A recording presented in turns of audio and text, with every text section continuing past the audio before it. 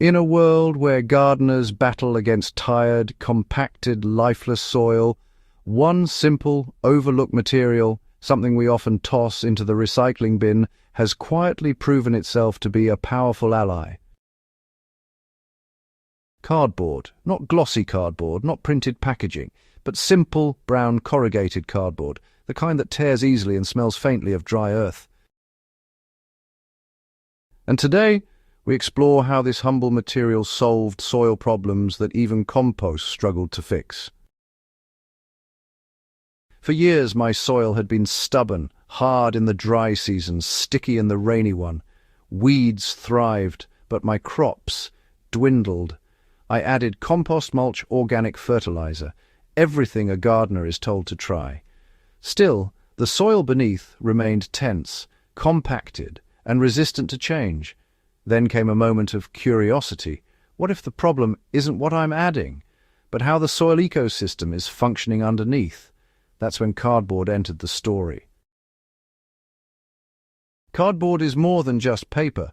Its corrugated structure traps air, holds moisture, and breaks down slowly, just slow enough to rebuild soil from the ground up. As it decomposes, cardboard feeds beneficial fungi, creates pathways for earthworms, softens compacted soil naturally, suppresses those stubborn weeds, retains moisture during drought, and encourages rich microbial activity. What compost struggled to do quickly, cardboard accomplished steadily and deeply. This technique, sometimes called sheet mulching, became a real turning point. One quiet afternoon, I laid down a single layer of cardboard across the problem area.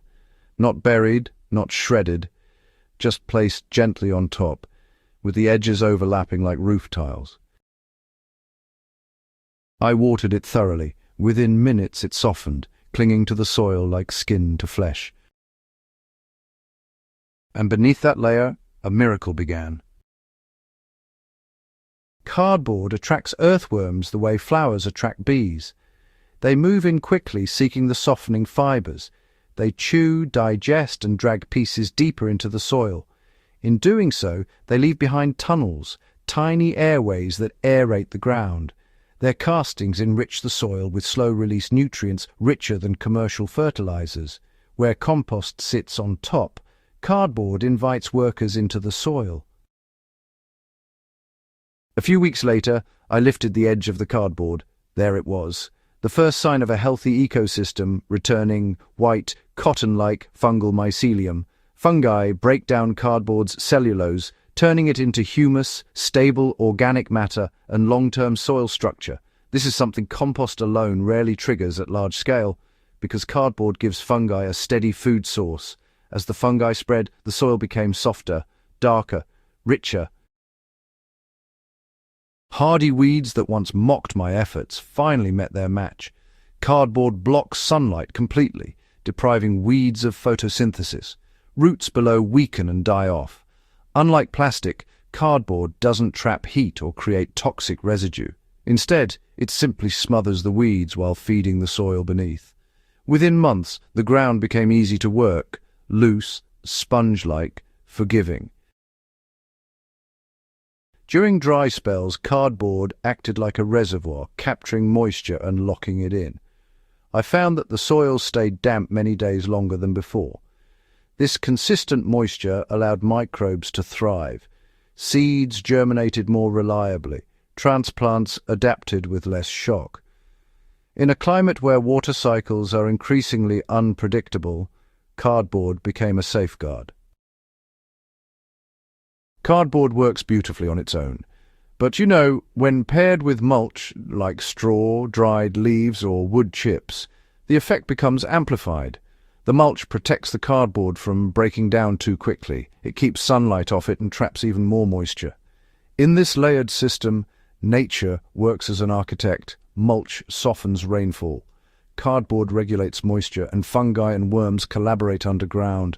Soil structure rebuilds, layer by layer.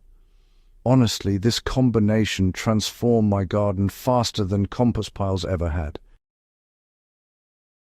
When I finally peeled back the remains of the cardboard several months later, the change was astonishing. The once pale, compacted earth was now dark chocolate brown, loose and crumbly, filled with life and scented like a forest floor. I could push my hand into the soil without resistance.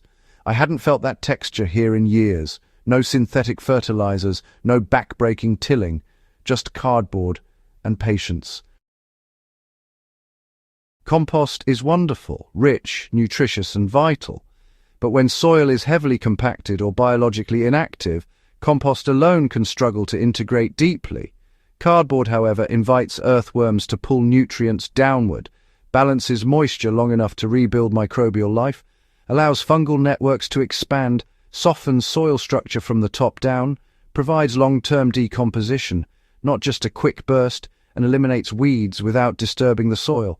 Compost feeds the soil. Cardboard restores the soil. Together, they're unstoppable. Today, my garden thrives in ways I hadn't imagined. The cardboard technique didn't just fix my soil, it transformed it. A problem I wrestled with for years was solved not by expensive solutions, but by a material I once threw away. And now, with every package that arrives at my door, I see not waste, but opportunity. Cardboard became my gateway back to living soil, a simple, elegant technique that outperformed compost when I needed it most.